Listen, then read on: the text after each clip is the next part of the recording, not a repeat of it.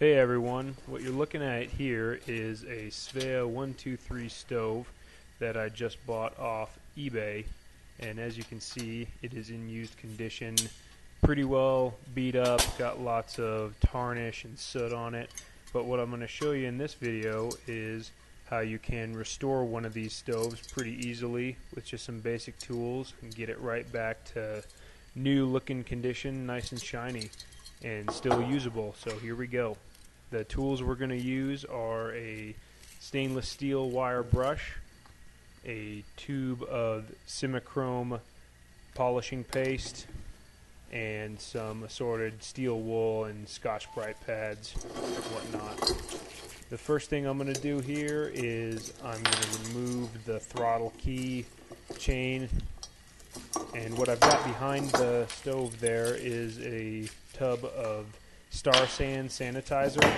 I use that for brewing beer. I'm sure you can find it online, or I don't know what kind of store would have it, maybe a hardware store. It's basically just a mild acid, and as you can see I put all the parts there of the stove in, let them soak for a little bit, and then just take the brush and start scrubbing away. So after quite a bit of scrubbing there, just the first round, you can see some of the soot that got removed. Just kind of trade off between the different pieces of the stove here, get the key and the other parts there.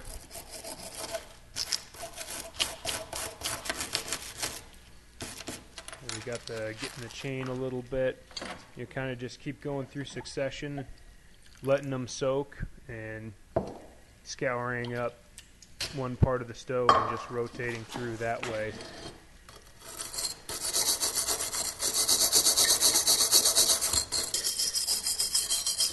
So after quite a bit of scrubbing, you can see the stove, the nice shiny brass starting to come through. And just kind of rotate back to hit the windscreen again here.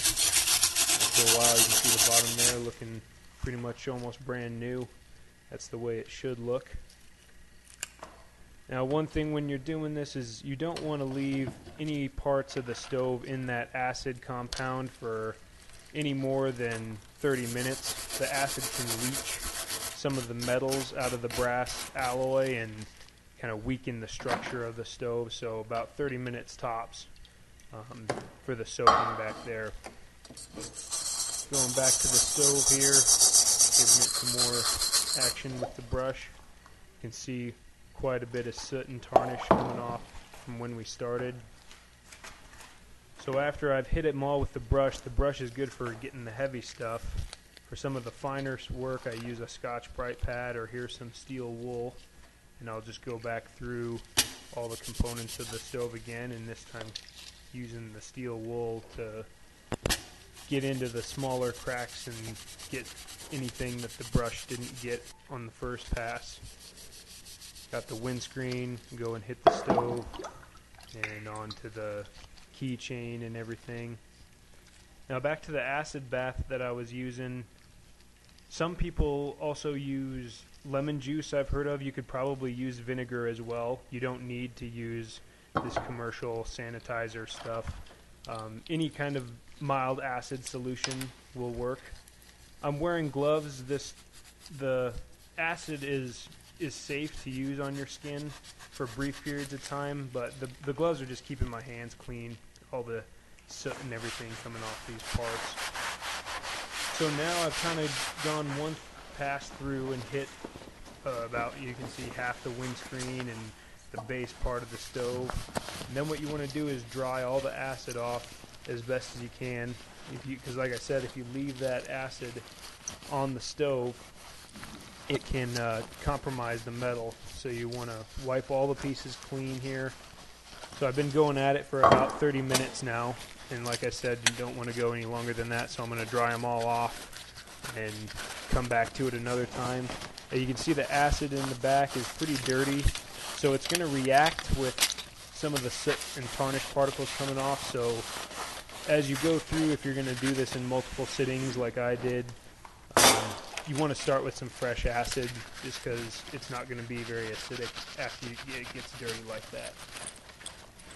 So I've just got a rag there, just drying off all the parts. really well. We'll pull them up here so you can kind of see the big difference there. So you can easily see what the acid has hit and what it hasn't hit yet.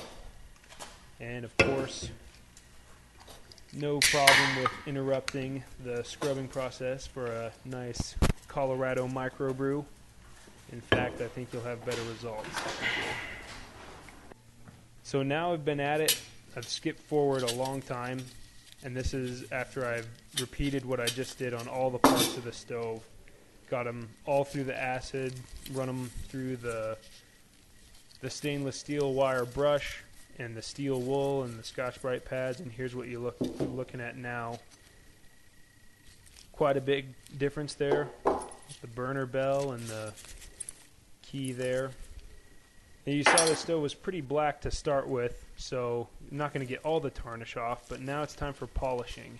So you take this Simichrome, definitely wear gloves for this part. And what I do is I kind of break the stove into sections at a time. It's way easier than doing the whole thing at once. Just squirt a little Simichrome polish on there and rub it around with your finger to kind of spread it around the area that you're going to hit. So it's just a coarse paste, and as you rub it on, it kind of gets a dirty tinge to it like that. Then I've just got an old shirt. Just any kind of clean cotton rag will do just fine.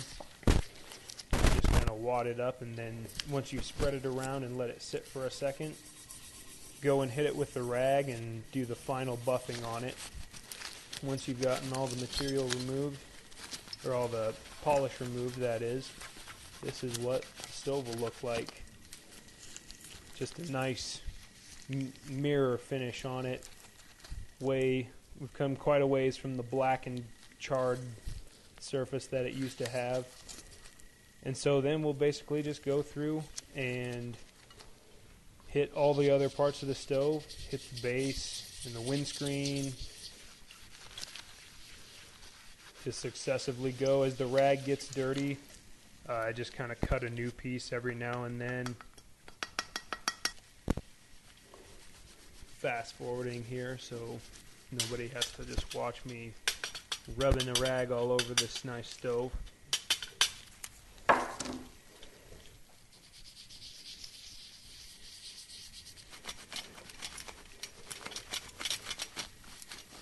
So you can see on the windscreen there, you can kind of see between the bottom and the top, the difference in the shine on it. Kind of work your way around the burner bell as best you can. It's a bit tricky, but doesn't have to be perfect. So you saw initially my stove, when I bought it off eBay, only had one of the little pot supports. So what I did is I took a couple 16 penny nails, that's 3.5 inch finish nail. I used some clamps and a vise to bend it at a 90-degree angle, and then I just cut the point off so that it would match up with the existing one I had. So I just made a couple of those, and they fit in the little slots just nice, and there now I have all 3 pot supports for the stove, so it'll function just fine.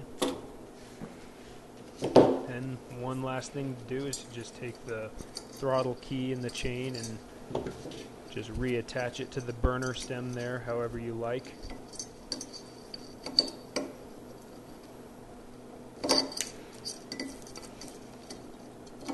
Get it on nice and straight. Get a close up, have a look at that. You can see the stove all done polishing. Here's what we're done with after all the polish. We're just going to put it together. So just screw the burner bell back on.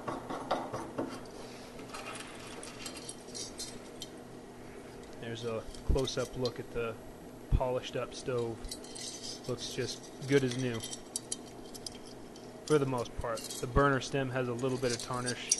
It just, I don't care. I'm not trying to get it completely nice. I'm not going to sit it on the shelf. It's going to get used, so a little bit of tarnish is going to come back anyway with some use. Just feed the key through the access slot, slide the windscreen on there. You'll line up a little knob there. For some reason on mine, I think the burner stem is a bit twisted. I have to twist mine a little extra, but most people shouldn't have to do that, just to open up the access for the throttle key there. So there it is. There's the finished restored Svea 123, but I'm sure everybody wants to know, does it actually light? So we'll demonstrate that real quick. I'm using some denatured alcohol. You just pour it in that little trough right there. Light that up, and once the alcohol flame is all burned out, you've preheated the stem, just give it a little gas and it lights up just fine. So as you can see, that little blackened, charred up stove that I spent about 30 bucks for on eBay, and you'd think it was crazy because it looked like such a piece of shit, but a little elbow grease and, well, a decent amount of elbow grease and a 6-pack of beer and a little steel wool, some Simichrome, and here we are. Got a fully functioning stove. On this one, I should say, I did have to replace the O-ring on it. You can buy some replacements off eBay or at your hardware store. But once I did that, I didn't have to take the whole thing apart or anything like that. Thankfully, it works just fine, and it's ready to go. Just kind of showing you the flame adjustment here. Sorry, the camera's struggling to focus, but so there's the simmer flame on it, and then we'll crank it back up to full blast furnace there. It's loud. I hope you can hear me. I'm doing the narration here and talk over it, but there's that. Turn it out. Thanks everybody for watching.